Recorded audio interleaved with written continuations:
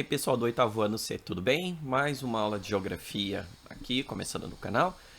Oi também para quem não é do oitavo ano C, né? Óbvio, não vou excluir vocês, que isso é costume, né? Bom, a gente vai continuar mais uma aula de geografia. Aliás, eu preciso me corrigir, porque na última aula de geografia da semana passada, eu acabei colocando que eu ia falar da economia do Brasil, Argentina e México. Só que nas últimas aulas, né, eu já falei da economia brasileira, então não faria sentido eu retomar a economia brasileira de novo nessa videoaula, então eu acabei deixando ela de lado, tudo bem? Só estou fazendo essa correção aqui porque senão ia ficar muito redundante, ia ficar gigante e besteira.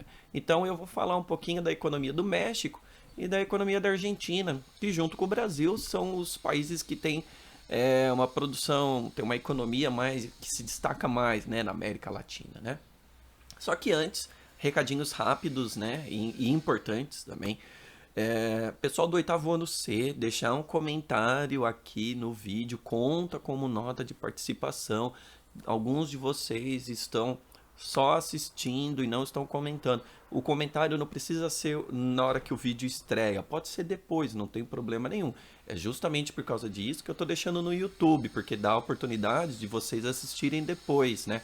Eu sei que tem muita gente que não tem um bom acesso à internet, ou que está fazendo alguma outra coisa, está ajudando em casa, eu não sei, no momento, e não consegue assistir a aula. Tudo bem, pessoal, eu entendo assistir no momento da estreia, mas deixa o comentário. Depois não adianta vir reclamar falando, professor, me ajuda, preciso melhorar minha nota, o que eu posso fazer? Bom, estou dando várias oportunidades, uma delas é deixar o comentário aqui no vídeo. Tudo bem? Outra coisa importante, galera, por favor mesmo, assim, eu tô implorando para vocês, organizem seus horários de estudo corretamente, tá? Não tem muita lição, tem pouca coisa de todas as matérias, mas vocês se perdem no que vai fazer. Faça uma rotina de estudo. Eu já deixei vídeo aqui no canal como criar uma rotina de estudo.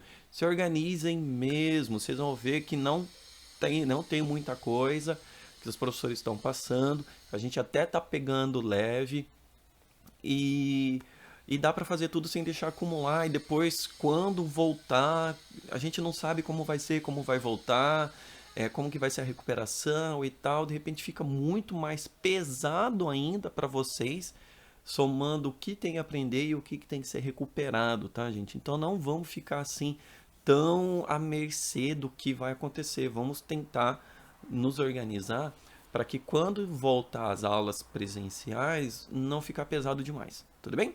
Bom, dito isso, vamos lá para a nossa aula. Vamos falar um pouquinho da economia do México e da economia da Argentina, né?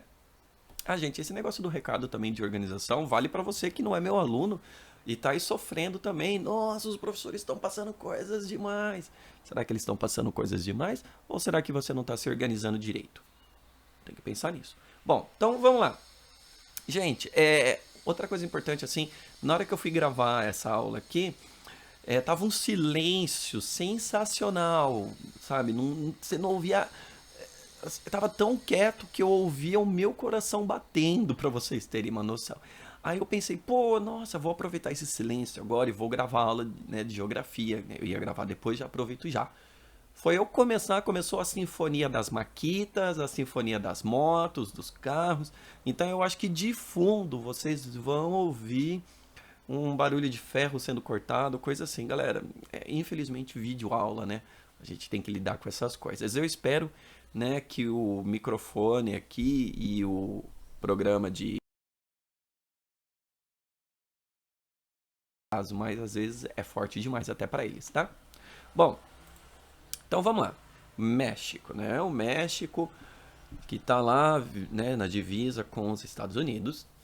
Ele também é um país que teve uma industrialização tardia, igual o Brasil, igual a Argentina, ou seja, as indústrias, quando começaram a surgir no México, os Estados Unidos e na Europa já tinham, ó, há mais tempo ainda, tudo bem? Por isso que a gente chama de industrialização tardia, igual eu falei na aula passada, tá? Espera só um minuto. Voltei, fui tentar ali abafar um pouquinho mais o ruído, mas não sei se vai adiantar muito. Mas enfim, vamos lá. É o México, né? A maior parte das indústrias que existem no México são multinacionais estadunidenses. Então são empresas, são indústrias, desculpa,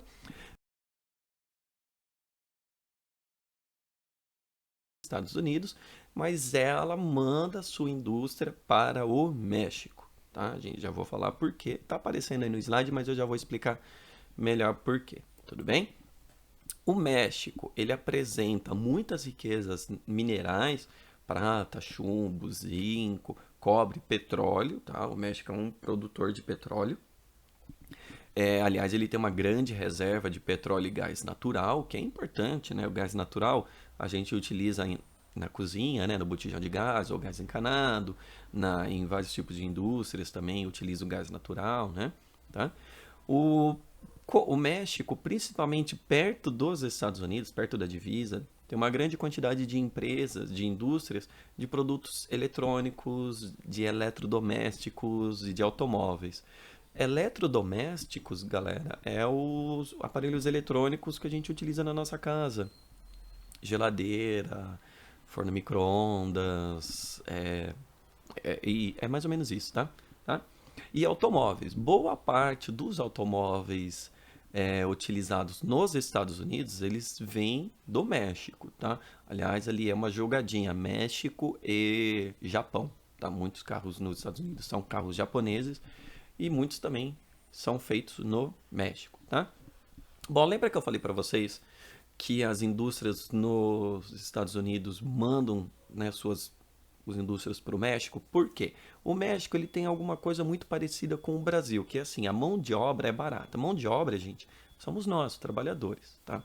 É um salário menor comparado com o salário que eles teriam nos Estados Unidos, justamente porque a formação educacional mexicana é mais fraca do que a formação educacional nos Estados Unidos. Então você vai ter um trabalhador mais barato porque ele aprendeu menos, tá? Ele é menos especializado.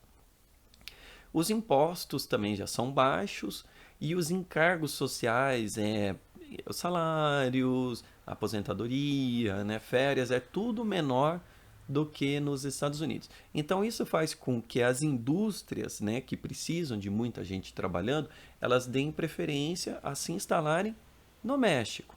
Isso vai gerar emprego para o povo mexicano? Sim, vai. Só que tem uma questão assim, essas indústrias que vão para lá, elas não são indústrias que produzem algo. Elas são o que a gente chama de indústrias maquiladoras ou maquiadoras. Vocês vão encontrar os dois termos. São indústrias que é o seguinte, elas basicamente montam. Tá? As peças vêm de várias partes diferentes do planeta, vão para essas indústrias e eles montam, só montam o produto. Tá? A gente vê muito disso aqui no Brasil. Tem várias indústrias no Brasil que elas não produzem a peça. Elas já recebem essa peça pronta e simplesmente monta tudo e exporta para outros países. No caso do México, principalmente exporta para os Estados Unidos. Tudo bem? É uma indústria que gera muito emprego? É. Mas é uma indústria que, assim, como posso dizer? Como ela não faz a peça, ela só monta, elas não precisam ser altamente especializadas, gente. Pensa assim, tipo um Lego, sabe Lego? Já brincou de Lego? Ou um quebra-cabeça? Você não faz a pecinha do Lego, você não faz a pecinha do quebra-cabeça. Ela já está pronta, você só monta. É basicamente isso, tudo bem? Isso gera bastante dinheiro, né? Mas você não desenvolve mais a indústria do país, né? Tá difícil a rinite aqui, galera. Bem, o México, o principal centro urbano, a principal local onde tem a maior densidade de pessoas é na capital, chamada Cidade do México. A Cidade do México, ela é interessante porque ela é uma cidade, né? Ela é cercada por vulcões, tem vários, de vários tamanhos ali, alguns adormecidos, outros com atividade bem fraquinha, mas pode acontecer, mas é bem difícil, tá, galera? Bem fraquinho mesmo, tá? E aí eu coloquei o nome dos três mais famosos, que são Orizaba, o Popocatépetl, eu não sei se assim fala corretamente, e o Paricutim, tá? Outra coisa interessante da cidade do México, que eu recomendaria vocês pesquisarem, que é uma cidade que está afundando, porque a região onde ele foi construído, há muito tempo, era um grande lago que eles aterraram para construir a cidade. Só que então o solo da cidade, ele é fofo e a cidade ela tá cada vez mais densamente povoada, cada vez mais pessoas indo morar lá, prédios sendo construídos e o que está acontecendo com a cidade? Ela está afundando. Tudo bem? Por causa disso, dela tá ficando mais baixa do que a região em torno dela, ela também é uma cidade muito poluída, com índices de poluição muito alto, tá? Justamente porque como ela está numa parte mais baixa, a poluição, que é mais pesada no ar, ela tem dificuldade de espalhar, então fica meio que concentrado ali, tá? Tem várias fotos que vocês podem procurar, que vocês veem a cidade do México, o céu delas é cinza. Lembra, sabe quem? São Paulo, a cidade de São Paulo. É muito parecida nesse sentido também, tá? E ali a região metropolitana, né, da cidade do México tem 21 milhões de habitantes. É muito também parecido com com o nosso país, tá? Só que o México tem uma questão que é o seguinte: a grande riqueza do México está de fato próximo da cidade do México e um pouquinho mais perto ali da divisa com os Estados Unidos. A região sul do país, né, a região sul, ela é uma região muito pobre, tá? Ela é uma região de grande pobreza, mas também de uma grande quantidade de população indígena, tá? Devido a essa pobreza e a falta de investimentos do governo mexicano para o desenvolvimento dessas cidades, dessa região, né? Para diminuir a pobreza do povo, não precisa ser todo mundo rico, galera. Mas todo mundo tem que ter acesso ao mínimo básico para se viver com dignidade, né? Água encanada, esgoto, alimentação, emprego, transporte, tá? Não precisa ser bilionários, milionários todo mundo, tá? Devido a essa grande pobreza, o sul do México, e aí acaba se espalhando até também para a região norte, a gente vê uma grande presença de cartéis de narcotraficantes, tá? Questão de drogas, tá? Em algumas cidades, né, já foi feito levantamentos, o tráfico, né, o cartel, ele é responsável por 80% da economia da região, da cidade ali, tá? Vocês terem, muita gente ganha dinheiro com a questão do tráfico, vendendo, produzindo, transportando, tá? Num nível de que várias autoridades, prefeitos, governadores, eles são totalmente dependentes da presença do narcotráfico ali, como forma de girar a economia. É, a gente costuma até falar que o México hoje, atualmente, ele é um narcoestado, tá? É um estado que está na mão dos grandes cartéis. E adivinha quem é o maior comprador de drogas do México? Se você pensou em Estados Unidos, você pensou certinho. É o maior comprador de drogas do México. Aliás, os Estados Unidos é o maior comprador de drogas do mundo, tá, galera? Eles combatem bastante lá, reclamam bastante, mas são os que mais compram. Tudo bem?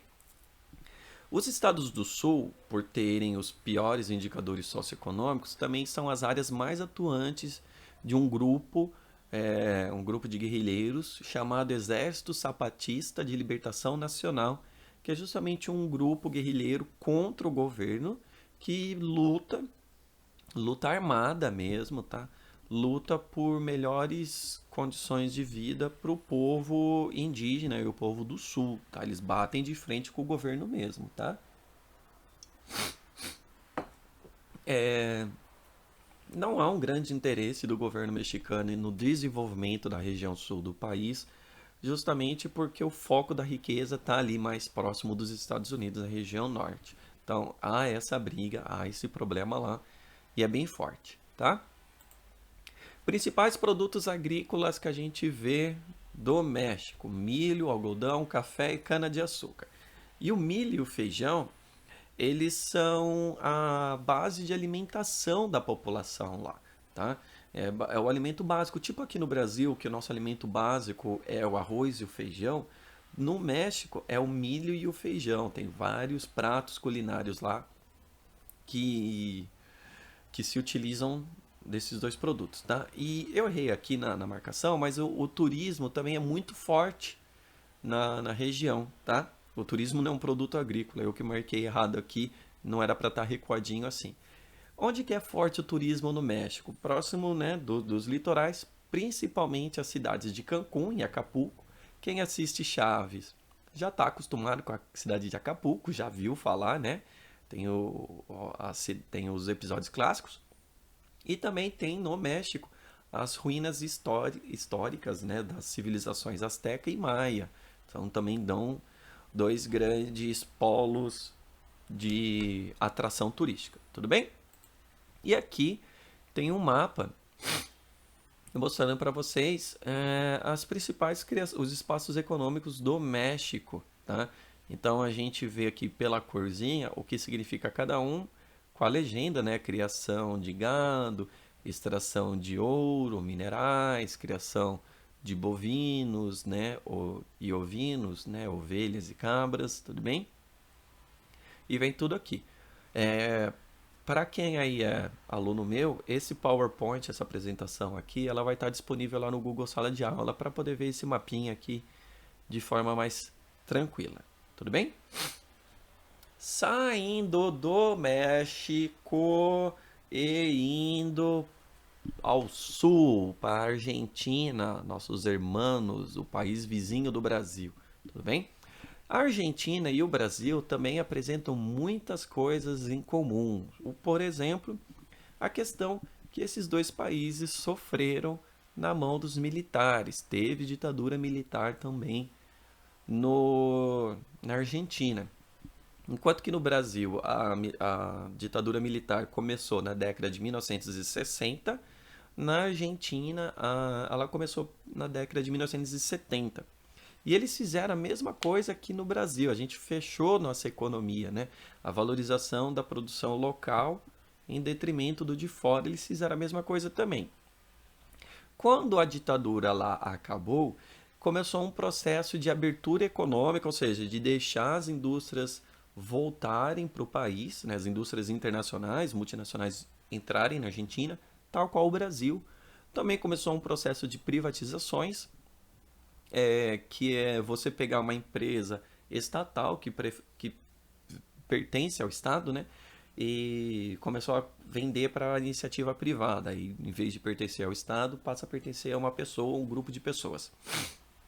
Isso que eles fizeram na década de 1990 valorizou bastante a moeda, o peso argentino. Porém, teve um problema que, como a moeda valorizou demais, a exportação foi um problema. Então eles tiveram dificuldade de vender os seus produtos para os outros países. Por quê? Porque como é uma moeda forte, os produtos passaram a ser vendidos também mais caro. E aí quem é de fora não quer comprar o produto mais caro, quer comprar o produto mais barato. Então, na década de 90, esse processo de abertura, né, e privatização valorizou a economia, a moeda, dificultou as exportações, e aí no final, ali da metade de 1900, da década de 1990 para o final, eles começaram a ter bastante dificuldade para melhorar a economia, justamente por causa disso, tá? Começou a entrar uma certa crise. As exportações argentinas só voltaram a melhorar na década de 2000, igual o Brasil, tá? Mesma coisa aqui, bem parecido, tá? Aí a economia voltou a crescer de novo, aí crise mundial, perde, começa a ter crise de novo, muito parecido com a do Brasil. Por quê? Tanto o Brasil, quanto o México, quanto a Argentina, são países que a economia não é muito forte, não é muito estável. Então qualquer crise que acontece no mundo, a gente sente com mais força. Justamente porque os produtos que esses três países mais vendem são produtos que têm um valor muito barato, né? São geralmente produtos primários que são vendidos de forma muito mais barata e a gente compra produtos mais caros, o que faz com que, né, a conta não bate, né? Você está vendendo barato e comprando mais caro. Bom, a Argentina ela pode ser dividida em 4 regiões. Pampa, Chaco, Patagônia e a região andina. Eu vou mostrar no mapa daqui a pouco. No Pampa, né, a gente tem uma intensa atividade agrícola, muita coisa sendo produzida ali, muita criação de bovinos, que é boi e a vaca, e ovinos, cabra e ovelhas, tá? E o Pampa também é onde está localizada as principais cidades da Argentina, como Buenos Aires, Rosário, Córdoba, tá? São os principais locais. Quem aí gosta de futebol e presta atenção em Libertadores já ouviu falar dessas cidades, tá? A região do Chaco já é uma região que não é tão povoada quanto o Pampa e ela é muito mais ocupada por povos indígenas da Argentina, né?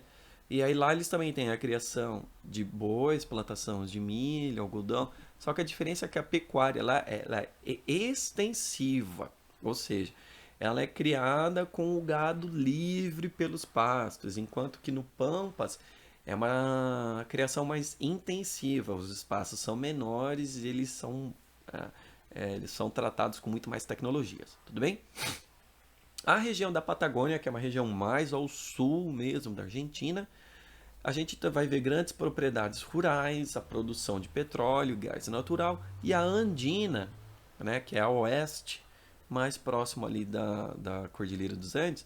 O que tem peso maior lá? Turismo, justamente porque cai neve, o vinho, porque a uva nasce, a uva ela é uma fruta que se adapta muito bem ao frio, petróleo e gás natural, tudo bem? Na Argentina, o que a gente vê de forte? As indústrias de alimentos, carnes e grãos. Boa parte do trigo utilizado no Brasil vem da Argentina, tá?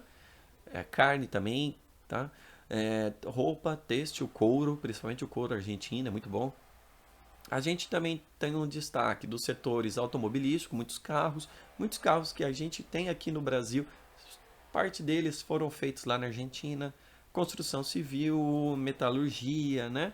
E a maior parte dessas indústrias, onde elas estão concentradas? Na grande Buenos Aires, né? A capital do país e as cidades ao redor, tudo bem? E aqui eu também tenho um mapa mostrando para vocês a força, né, do espaço econômico argentino. Deixa eu só apontar para vocês, não sei se na apresentação dá para ver direito, mas aqui, ó, essa região é a região andina, tá? Aqui onde eu estou passando o mouse. A Patagônia é mais aqui embaixo, ao sul do país. O Pampa, não é Pampas, Pampa, tá? O Pampa é mais aqui nessa região próxima do litoral. E aqui em cima, né, a gente vai ter a região do Chaco, tá? É o Chaco, é Chaco, correto, tá? Chaco. Mas você não vai ser, ninguém vai te discriminar só porque você falou Chaco, tudo bem? Tá? Gente, é basicamente isso a nossa aula. Eu espero que vocês tenham gostado aqui, eu tenha falado um pouco, e que vocês tenham se interessado em procurar mais sobre o México, sobre a Argentina. Não tem nada a ver com economia, mas se você gosta bastante, procura no México, procura bastante sobre o rap mexicano. Tem excelentes grupos lá. E na Argentina a questão do rock. O rock é muito forte também na Argentina. Muitas bandas brasileiras de rock fizeram versões em português das músicas do rock argentino, mas as versões originais são muito melhores do que as versões em português. E é bom que assim a gente também treina o espanhol, né? Que não é uma língua muito difícil, não, mas dá para aprender legal. Tudo bem? Então é isso, a nossa aula de geografia foi isso. Espero que vocês tenham gostado e eu vejo vocês semana que vem com mais uma aula de geografia. Tchau, tchau.